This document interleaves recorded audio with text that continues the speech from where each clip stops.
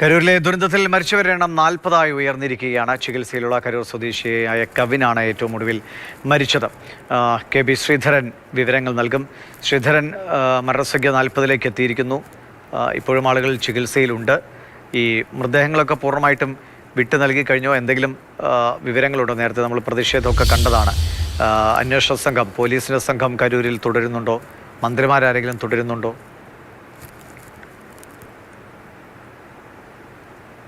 ഈ മരിച്ച 40 പേരെയും തിരിച്ചറിഞ്ഞിട്ടുണ്ട് ദിവിഷ്. അതിന് ശേഷം മൃതദേഹങ്ങൾ പോസ്റ്റ്മോർട്ടത്തിന് ശേഷം ബന്ധുക്കൾക്ക് വിട്ടു നൽകി. പലയിടത്തായി ഏറ്റവും കൂടുതൽ ആളുകൾ മരിച്ചത് കരൂരിൽ നിന്നുള്ള ആളുകളാണ്.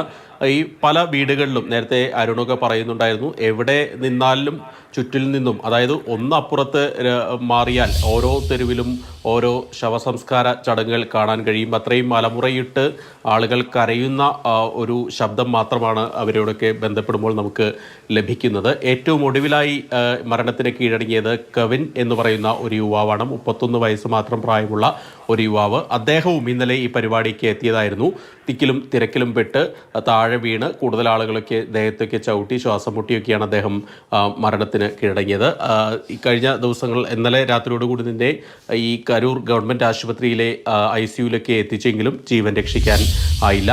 ഏതായാലും മരണസംഖ്യ 40 ഉയരുന്നത് വലിയ ആശങ്കപ്പെടുത്തുന്ന ഒരു കാര്യം തന്നെയാണ്. നിലവിൽ കൂടുതൽ ആളുകൾ ഇപ്പോഴും ഈ അതിതീവ്ര പരിചരണ വിഭാഗത്തിൽ ഇപ്പോഴും ചികിത്സയിൽ തുടരുന്നുണ്ട്. അവരൊക്കെ എത്രയും പെട്ടെന്ന് ഭേദമാകട്ടെ എന്നുള്ളൊരു പ്രാർത്ഥന മാത്രമേ ഈ നിമിഷത്തിൽ ഉള്ളൂ.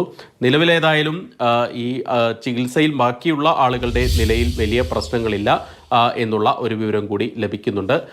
മന്ത്രിമാരായിട്ടുള്ള എം സുബ്രഹ്മണ്യൻ ഉൾപ്പെടെയുള്ളവർ അവിടെ ക്യാമ്പ് ചെയ്യുന്നുണ്ട്. അതുപോലെ തന്നെ സെന്തിൽ ബാലാജി MLA കരൂരിൽ നിന്നുള്ള ആ പ്രദേശത്തു നിന്നുള്ള ഏറ്റവും പ്രധാനപ്പെട്ട നേതാവാണ്. അദ്ദേഹവും അവിടെ തുടരുന്നുണ്ട്. നിലവിൽ സർക്കാർ 10 ലക്ഷം രൂപ ഈ ജീവൻ നഷ്ടപ്പെട്ട ആളുകളുടെ കുടുംബങ്ങൾക്ക് പ്രഖ്യാപിച്ചിരുന്നു. ഇതിനു പുറമെ നടൻ വിജയുടെ പേരിൽ 20 ലക്ഷം രൂപ കൂടി പ്രഖ്യാപിച്ചിട്ടുണ്ട്. അതോടൊപ്പം ചികിത്സയിലുള്ള ആളുകൾക്ക് 1 ലക്ഷം രൂപ വീതം സർക്കാരും 2 ലക്ഷം രൂപ വീതം വിജയും പ്രഖ്യാപിച്ചിട്ടുണ്ട്. പ്രധാനമന്ത്രിയുടെ ദുരിതാശ്വാസ ഫണ്ടിൽ നിന്നുകൂടി 2 ലക്ഷം രൂപ മരണപ്പെട്ടവരുടെ കുടുംബങ്ങൾക്ക് വേണ്ടി നൽകും എന്നും അറിയിച്ചിട്ടുണ്ട്. നിലവിലേതായാലും മറ്റ് അന്വേഷണ നടപടികളിലേക്ക് കൂടി കടക്കുകയാണ്. രക്ഷാപ്രവർത്തനം കഴിഞ്ഞു. ഇനി ഇതിന് എന്തുകൊണ്ടാണ്, എങ്ങനെയാണ് ഈ സംഭവം, ഈ ദുരന്തം ഉണ്ടായത് എന്നാണ് കണ്ടെത്തേണ്ടത്. അതിനുള്ള നടപടികൾ പുരോഗമിക്കുന്നു. ജുഡീഷ്യൽ കമ്മീഷന്റെ റിട്ടയർഡ് ജസ്റ്റിസ് അരുണ ജഗദീശൻ്റെ നേതൃത്വത്തിലുള്ള ഈ അരുണ ജഗദീശൻ്റെ അന്വേഷണം പുരോഗമിക്കുന്നുണ്ട്. അതോടൊപ്പം തന്നെ സമാന്തരമായി ADGPയുടെ നേതൃത്വത്തിലുള്ള അന്വേഷണം കൂടി പുരോഗമിക്കുന്നുണ്ട്. പോലീസ് ഏതായാലും പ്രാഥമികമായി തങ്ങളുടെ ഭാഗത്തു നിന്ന് യാതൊരു വിധത്തിലുള്ള പിഴവുകളും ഉണ്ടായിട്ടില്ല, മുന്നൊരുക്കങ്ങളെല്ലാം നടത്തിയിരുന്നു, സുരക്ഷയെല്ലാം ഒരുക്കിയിരുന്നു എന്നൊക്കെയാണ് പോലീസ് പറയുന്നത്. പക്ഷേ വിജയ് അല്ലെങ്കിൽ TVK പറയുന്ന ഒരു കാര്യം, ഇതിൽ ഒരു അട്ടിമറി ശ്രമം അല്ലെങ്കിൽ ഗൂഢാലോചന ഇക്കാര്യത്തിൽ ഉണ്ടായിട്ടുണ്ട് എന്നുള്ളൊരു കാര്യം വിജയ് പറയുന്നുണ്ട്. മദ്രാസ് ഹൈക്കോടതിയിൽ സ്വതന്ത്ര അന്വേഷണം ആവശ്യപ്പെട്ടുകൊണ്ട് ഒരു ഹർജിയും TVK നൽകിയിട്ടുണ്ട്. ആ ഹർജി നാളെ പരിഗണിക്കാൻ ഇരിക്കുകയാണ്. അതിൽ പറയുന്നുണ്ട്, ഈ കല്ലേറുണ്ടായി, ഈ പര്യടനത്തിനേരെ കല്ലേറുണ്ടായി. അതുപോലെ തന്നെ പോലീസ് ഒരു ആവശ്യമില്ലാതെ ലാത്തി വീശി. ഈ വിജയ് എത്തുന്ന സമയം നോക്കി വൈദ്യുതി ബന്ധം വിച്ഛേദിക്കപ്പെട്ടു. ഇതെല്ലാം ഗൂഢാലോചനയുടെ ഭാഗമാണ്. ഇതെല്ലാം അന്വേഷിക്കാൻ ഒന്നുകിൽ കോടതിയുടെ മേൽനോട്ടത്തിൽ ഒരു പ്രത്യേക അന്വേഷണ സംഘം വേണം, അല്ലെങ്കിൽ CBI, കേന്ദ്ര ഏജൻസി ആയിട്ടുള്ള CBIയുടെ അന്വേഷണം വേണം എന്നുള്ളൊരു ആവശ്യമാണ്. ആരോപണങ്ങൾ ഉന്നയിക്കുന്നതിൽ ചില ദൃശ്യങ്ങളൊക്കെ ഉണ്ട്. ഇപ്പൊ ഇത് ഇന്നലെ വിജയ് അങ്ങോട്ടേക്ക് വരുന്ന വേളയിലാണോ അതോ അതിന് മുൻപത്തെ റാലിയിലുള്ളതാണോ എന്ന് കൃത്യമായിട്ട് അറിയില്ല. സോഷ്യൽ മീഡിയയിൽ വരുന്ന ഒരു ദൃശ്യമാണ്. വിജയുടെ വാഹനം നീങ്ങുന്നതിനിടെ അതിനോട് ചേർന്ന് കുറേ ബൈക്കുകൾ അകമ്പടിയായി വരുന്നു.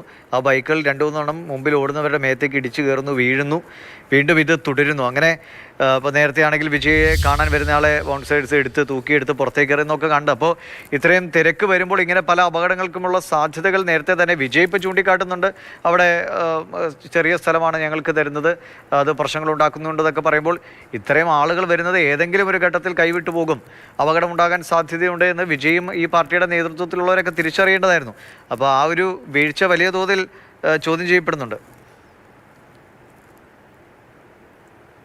തീർച്ചയായിട്ടും അതിൽ ഇപ്പം ഈ വലിയ തിക്കും തിരക്കും ഉണ്ടാക്കുന്നതിൽ വിജയുടെ സുരക്ഷാ ജീവനക്കാർക്ക് വലിയ പങ്കുണ്ട്. അതായത് മധുരയിലെ മഹാസമ്മേളനത്തിൽ വെച്ച് തന്നെ സുരക്ഷാ ജീവനക്കാരൻ ഒരു ആരാധകനെ അല്ലെങ്കിൽ പാർട്ടി പ്രവർത്തകനെ ഈ റാമ്പിൽ നിന്ന് താഴേക്ക് തള്ളിയിടുന്ന അല്ലെങ്കിൽ വലിച്ചെറിയുന്നത് നമ്മൾ കണ്ടിട്ടുണ്ടോ. അന്ന് ഈ സുരക്ഷാ ജീവനക്കാർക്കെതിരെ പോലീസ് കേസെടുത്തിരുന്നു.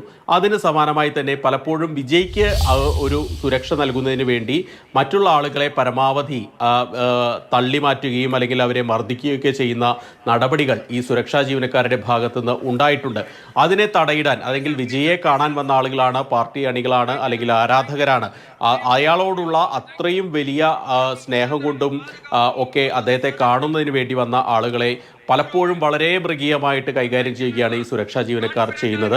അതിൽ ഒന്നും വിജയുടെ ഭാഗത്തുനിന്ന് അതിനെ തടസ്സപ്പെടുത്തുന്ന രീതിയിലുള്ള ഒരു നടപടിയൊന്നും വിജയുടെ ഭാഗത്തുനിന്ന് ഉണ്ടായിട്ടില്ല. അവിടെയൊക്കെ അദ്ദേഹം ഒരു നടൻ എന്നുള്ള രീതിയിൽ തന്നെയാണ് നിൽക്കുന്നത്. രാഷ്ട്രീയ നേതാവ് എന്നുള്ള രീതിയിലേക്ക് പൂർണ്ണമായിട്ട് മാറാൻ അദ്ദേഹത്തിന് ആയിട്ടില്ല എന്നുള്ളത് തന്നെയാണ് അദ്ദേഹത്തിൻ്റെ ആ പ്രവൃത്തികളിൽ നിന്നൊക്കെ മനസ്സിലാക്കുന്നത്. അതോടൊപ്പം തന്നെയാണ് ഇന്നലെ രാത്രി ഈ കരൂരിൽ നിന്ന് ഉള്ള ഒരു ഒളിച്ചോട്ടം എന്ന ഒരു 9 വയസ്സായ കുഞ്ഞിനെ കാണാതായി എന്ന് വിജയ് സംസാരിച്ചുകൊണ്ടിരിക്കുമ്പോൾ വിജയുടെ കൂടെയുള്ള ആൾ വന്ന് പറയുന്നുണ്ട്. അപ്പോൾ വിജയ് പറയുന്നുണ്ട്, അഷ്മിക എന്ന കുഞ്ഞിനെ കാണാനല്ല, ദയവായി ഒന്ന് കണ്ടുപിടിക്കൂ, പോലീസിനോടും സഹായിക്കൂ എന്നൊക്കെ പറയുന്ന ദൃശ്യങ്ങൾ ഇപ്പോൾ വരുന്നുണ്ട്. അപ്പോൾ ഇങ്ങനെയൊക്കെ സാഹചര്യത്തിൽ നിന്നാണ് വിജയ് പിന്നീട് പോലീസ് പറഞ്ഞിട്ടായാലും എന്തായാലും അവിടെ നിന്ന് നേരെ ചെന്നൈയിലേക്ക് പോകുന്നത്.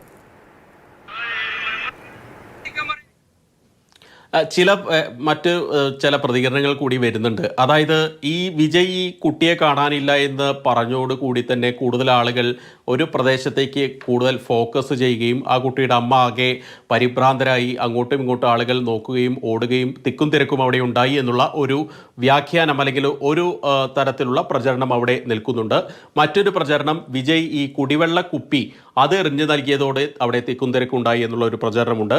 അതുപോലെ മരക്കൊമ്പിൽ ഇരുന്നിരുന്ന ആളുകൾ ആ കൊമ്പൊടിഞ്ഞ് താഴെ വീണു, അല്ലെങ്കിൽ ഓലപ്പുരയ്ക്ക് മുകളിലൂടെ നടന്ന ആളുകൾ ആ ഓലപ്പുര തകർന്ന് താഴേക്ക് വീഴുന്ന ഒരു അവസ്ഥ, ഇങ്ങനെ പലതരത്തിലുള്ള കാരണങ്ങളാണ് ഈ തിക്കും തിരക്കും ഉണ്ടാകാൻ ആയി പറയുന്നത്. പക്ഷേ TVK പറയുന്ന ഒരു കാര്യം, പോലീസ് അകാരണമായി ലാത്തി വീശിയിട്ടുണ്ട് എന്നുള്ള കാര്യമാണ്.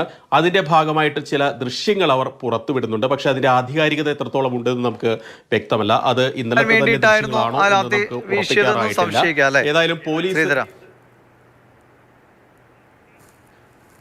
തീർച്ചയായിട്ടും ആ ലാത്തി വീശിയത് എന്തിനു വേണ്ടി എന്ന് ഉള്ള ഒരു ചോദ്യമാണ് TVK പ്രവർത്തകർ ചോദിക്കുന്നത്. അതായത് ഈ പരിപാടി കുളമാക്കുക എന്നുള്ള ലക്ഷ്യം സർക്കാരിനും പോലീസിനും ഉണ്ടായിരുന്നു എന്നുള്ള ഗുരുതരമായിട്ടുള്ള ആരോപണമാണ് അവർ ഉന്നയിക്കുന്നത്.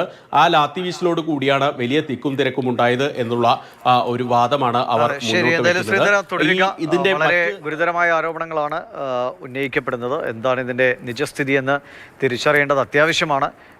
ആരുടെ ഭാഗത്തുണ്ടായ പിഴവാണ് 40 മനുഷ്യരുടെ ജീവൻ ബലി നൽകുന്നതിലേക്ക് എത്തിച്ചത് എന്ന് വളരെ പ്രധാനപ്പെട്ട കാര്യമാണ്. ഗോകുൽ വീസ് കൂടി നമുക്കൊപ്പം ചേരുന്നുണ്ട്. ഗോകുൽ, ആശുപത്രികളിലെ ആ തിരക്കൊക്കെ കഴിഞ്ഞോ? എല്ലാവരെയും മൃതദേഹങ്ങളൊക്കെ വിട്ടു നൽകിയോ? എല്ലാവരും ഈ ചുറ്റുവട്ടത്ത്, ആ കരൂരിനും ചുറ്റുവട്ടത്തുള്ള ആളുകൾ തന്നെയാണോ ഈ അപകടത്തിൽ മരണപ്പെട്ടത്? ഭൂരിപക്ഷവും ഈ ചുറ്റുവട്ടത്തുള്ള കരൂർ സ്വദേശികൾ തന്നെയാണ് മരണപ്പെട്ടതെന്നുള്ളതാണ് വസ്തുത. ഇപ്പോൾ അവസാന മൃതദേഹം കൂടി വിട്ടു നൽകുകയാണ്. ഇതോടുകൂടി എല്ലാ മൃതദേഹങ്ങളും ഇതുമായി ബന്ധപ്പെട്ട് വിട്ടു നൽകുന്ന ഒരു സ്ഥിതിയാണുള്ളത്. ഇപ്പോൾ അതിൻ്റെ നടപടിക്രമങ്ങൾ പുരോഗമിച്ചുകൊണ്ടിരിക്കുകയാണ്. ഒരു ചെറുപ്പക്കാരനായിട്ടുള്ള ഒരാളാണ് അദ്ദേഹത്തിൻ്റെ മൃതദേഹം കൊണ്ടുപോവുകയാണ്. അപ്പോൾ ബന്ധുക്കൾ ആവശ്യപ്പെട്ടത് അടുത്തേക്ക് ചെല്ലുകയും അടുത്ത് ചെല്ലരുത് എന്നുള്ള ആവശ്യം അവർ ഉന്നയിച്ചിട്ടുണ്ട്. അനുസരിച്ച് നമ്മളിപ്പോൾ മാറി നിൽക്കുകയാണ്. ഈ ഏകദേശം എല്ലാ മൃതദേഹങ്ങളും തന്നെ ഇവിടെ നിന്ന് കൊണ്ടുപോയി. ഇനി പലരും ചികിത്സയിൽ തുടരുന്നവരുണ്ട്.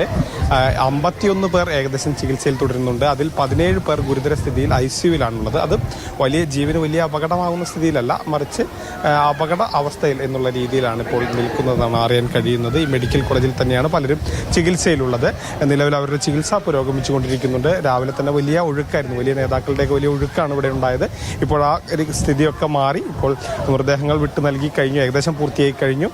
മറ്റ് നടപടിക്രമങ്ങളെല്ലാം കഴിഞ്ഞു. ഇനി കൂടുതൽ ഈ പരിക്ക് പറ്റിയവരിൽ നിന്നൊക്കെ തന്നെ ഇനി സ്വാഭാവികമായും ഈ അപകടത്തിന്റെ കാരണത്തെക്കുറിച്ചുള്ള മൊഴിയോടൊപ്പടക്കമുള്ള നടപടികൾ വരും ദിവസങ്ങളിലോ അല്ലെങ്കിൽ വരും മണിക്കൂറുകളിലോ ഒക്കെ തന്നെ ഉണ്ടാകും. മന്ത്രിമാരോ അല്ലെങ്കിൽ അണ്ണാ-DMKയുടെ നേതാക്കളോ BJPയുടെ നേതാക്കളോ അങ്ങനെ ആരെങ്കിലും ഒക്കെ അവിടെ ഇപ്പോഴും ക്യാമ്പ് ചെയ്യുന്നുണ്ടോ?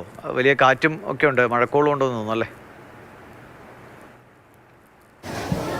ഇല്ല, ഇപ്പം അങ്ങനെ നേതാക്കളൊന്നുമില്ല. ഇപ്പോൾ മറ്റ് നേതാക്കളൊക്കെ തന്നെ ഇവിടെ നിന്ന് പോയി. ഏകദേശം ഒരു ഉച്ച 12 മണി വരെ ഒക്കെ തന്നെ വിവിധ രാഷ്ട്രീയ പാർട്ടികളുടെ DMKയുടെയും DMKയുടെയും ഒക്കെ നേതാക്കളുണ്ടായിരുന്നു. അവരൊക്കെ പോയി. കാരണം ഇനി അങ്ങനത്തെ ഒരു സ്ഥിതി ഇപ്പോൾ ഇവിടെ ഇല്ല. കാരണം ഏകദേശം ഈ പരിക്ക് പറ്റിയവരുടെ ചികിത്സ യഥാക്രമമായി. അതോടൊപ്പം തന്നെ ബന്ധുക്കൾക്ക് വേണ്ടിയിട്ട് ഈ മൃതദേഹം വിട്ടു നൽകുന്നതും ഏകദേശം പൂർത്തിയായി. അപ്പോൾ ആ കാര്യങ്ങളൊക്കെ തന്നെ കൃത്യമായി തന്നെ ആയി. അതുകൊണ്ട് തന്നെ പിന്നീട് ആ ഒരു പ്രശ്നം നിലനിൽക്കുന്നില്ല. അതുകൊണ്ട് തന്നെ മറ്റേതെങ്കിലും രാഷ്ട്രീയ പാർട്ടിയുടെ നേതാക്കളൊന്നും തന്നെ ഇവിടെ തുടരേണ്ട സാഹചര്യമില്ല. അവരൊന്നും തന്നെ ഇവിടെ ഇല്ല. അവരെല്ലാം പോയി. ഇപ്പോൾ ഈ ഒരു ആളുടെ ബന്ധുക്കൾ മാത്രമാണുള്ളത്. അവരുടെ മൃതദേഹം കൊണ്ടുപോകാനുള്ള നടപടിക്രമങ്ങൾ ആരംഭിച്ചു. അല്പസമയത്തിനുള്ളിൽ തന്നെ മൃതദേഹം കൊണ്ടുപോവുകയും ചെയ്യും. ഗോകുൽ ഇന്നലെ മുതൽ അവിടെ ഉള്ളതാണ്. ആളുകളുടെ വിവിധ രീതിയിലുള്ള പ്രതികരണങ്ങൾ കേട്ടതും അറിഞ്ഞതുമൊക്കെയാണ്. ആളുകളെങ്ങനെ പൊതുവെ ഇതൊരു വിജയുടെയും ഈ TVKയുടെയും ഭാഗത്തുനിന്നുണ്ടായ പിഴവ് എന്ന നിലയ്ക്കുള്ള ആരോപണങ്ങൾ കേൾക്കുന്നു. സർക്കാരിനെതിരെ പോലീസിനെതിരായ ആരോപണങ്ങളും ഒക്കെ ഉണ്ട്. എങ്ങനെയാണ് ഭൂരിഭാഗം ആളുകളും പറയുന്നത്? അതായത് രണ്ട് രീതിയിലാണ് ആളുകൾ പറയുന്നത്. നമ്മൾ അവസാനം പ്രതികരണം തേടിയ ഒരു സ്ത്രീ പറഞ്ഞത് ഇവർ ഈ രാഷ്ട്രീയക്കാർ ഇങ്ങനെയുള്ള പല ഷോകളും കാണിക്കും, അതിലൂടെ പല പാവപ്പെട്ട ആളുകളുടെ ജീവൻ നഷ്ടപ്പെടും, അത് തിരിച്ചു നൽകാൻ ഇവർക്ക് കഴിയുമോ എന്നുള്ളത് ചോദിച്ചുകൊണ്ട് വിജയ് കുറ്റപ്പെടുത്തുന്ന രീതിയിലുള്ള പ്രതികരണങ്ങൾ ഇവിടെ കേട്ടു. അതിന് തൊട്ട് മുൻപും നമ്മുടെ ഒരു പാലക്കാടുകാരനായ സുനിലിന്റെ ഒരു പ്രതികരണം കൂടി ഞാൻ തേടിയിരുന്നു. അപ്പോൾ അദ്ദേഹം പറഞ്ഞത് അവിടെ സാധ്യമാകുന്നതെല്ലാം വിജയ് ചെയ്തു എന്നുള്ളതാണ്. രണ്ട് രീതിയിലും ആളുകൾ ഇതിനെ എടുക്കുന്നുണ്ട്, വിലയിരുത്തുന്നുണ്ട്, രണ്ട് രീതിയിലുള്ള അഭിപ്രായങ്ങൾ പറയുന്നുണ്ട്. പക്ഷെ നമുക്കൊരു കാര്യം കൃത്യമായിട്ട് ഈ ഇവരുടെയൊക്കെ അഭിപ്രായത്തിൽ നിന്ന് നമുക്ക് മനസ്സിലായൊരു കാര്യമുണ്ട്. അടിമുടി പാളിച്ചകൾ ഈ പരിപാടിയിൽ ഉണ്ടായെന്നുള്ളതാണ്. ഒന്ന്, യാതൊരു തരത്തിലുള്ള സുരക്ഷാ മാനദണ്ഡങ്ങളും വിജയ് പാലിച്ചില്ല. 12:30 എത്തേണ്ട അയാൾ 6:30 എത്തിയത്. അത്രയും സമയം ആളുകളൊക്കെ തന്നെ വിജയെ കാണാൻ ഭക്ഷണം കഴിക്കാതെ വെള്ളം കുടിക്കാതെ അവിടേക്ക് എത്തി. അവരെല്ലാം ക്ഷീണിതരായിരുന്നു. അവരെല്ലാം കുഴഞ്ഞു വീഴുന്ന ഒരു സ്ഥിതി ഉണ്ടായിരുന്നു. മറ്റൊരു കാര്യം, ഇപ്പോൾ വിജയ്ക്ക് അനുകൂലമായി പറയുന്നവരെല്ലാം തന്നെ പറയുന്നൊരു കാര്യം, ആവശ്യത്തിന് പോലീസ് ഉണ്ടായില്ല. അതും ഒരുപക്ഷെ നമുക്ക് ഉറപ്പിക്കാൻ കഴിയുന്ന കാര്യമാണ്. ആവശ്യത്തിന് പോലീസോ ഏതെങ്കിലും തരത്തിൽ ബാരിക്കേഡ് തിരിച്ച് ആളുകളെ തിരിച്ചു നിർത്തേണ്ട സാഹചര്യം വന്നാൽ അതനുസരിച്ച് ആളുകളെ ഒഴിവാക്കാനൊക്കെയുള്ള ക്രമീകരണങ്ങളോ ഒന്നും തന്നെ ഉണ്ടായിരുന്നില്ല. കാരണം ഒരു ഇട റോഡായിരുന്നു. 10,000 പേരെത്തുമെന്നാണ് പറഞ്ഞിരുന്നത്. പക്ഷേ അതിൽ കൂടുതൽ പേർ എത്തുമെന്ന് പോലീസിന് തന്നെ അറിയാമായിരുന്നു. എന്നിട്ടും പോലീസ് ഏത് തരത്തിലുള്ള നടപടിക്രമങ്ങൾ പാലിച്ചു എന്ന് നോക്കുമ്പോൾ നമുക്ക് അവിടെ യാതൊരു തരത്തിലുള്ള നടപടിക്രമങ്ങളോ ആളുകളെ തിരിക്കാനുള്ള സംവിധാനങ്ങളൊന്നും തന്നെ കാണാൻ കഴിയുന്നില്ല. ചെറിയ രീതിയിലുള്ള ലാത്തി ചാർജുകൾ ഉണ്ടായി. അങ്ങനെയുള്ള പല കാര്യങ്ങളും ഉണ്ടായിട്ടുണ്ട് എന്നുള്ളത് നമുക്ക് വ്യക്തമാണ്. അപ്പോൾ സ്വാഭാവികമായും രണ്ടു പക്ഷത്തിനും കൃത്യമായ വീഴ്ചകൾ സംഭവിച്ചിട്ടുണ്ട്.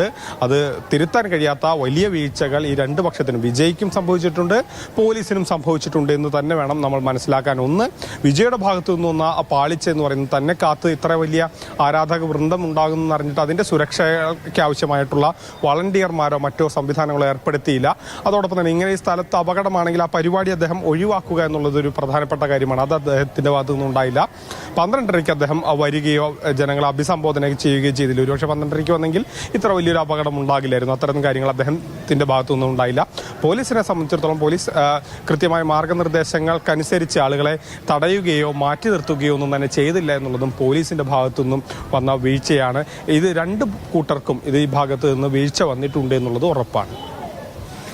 ഇതാണ് അവിടുത്തെ സാഹചര്യം. ഇപ്പോൾ ഗൂഗിളിൻ്റെ പിന്നിൽ കാണുന്നത് അവസാനത്തെ മൃതദേഹം കൂടി വിട്ടു നൽകുന്ന ദൃശ്യമാണ്. അതോടുകൂടി 40 പേരുടെയും മൃതദേഹങ്ങൾ പോസ്റ്റ്മോർട്ടം നടപടികൾ പൂർത്തിയാക്കി വിട്ടു നൽകുന്നു. ബാക്കി ചികിത്സയിലുള്ളവർക്ക് വേണ്ട ക്രമീകരണങ്ങൾ ഏർപ്പെടുത്തിയിട്ടുണ്ട്. മന്ത്രിമാരുമൊക്കെ ഇന്നലെ മുതലുണ്ടായിരുന്നു.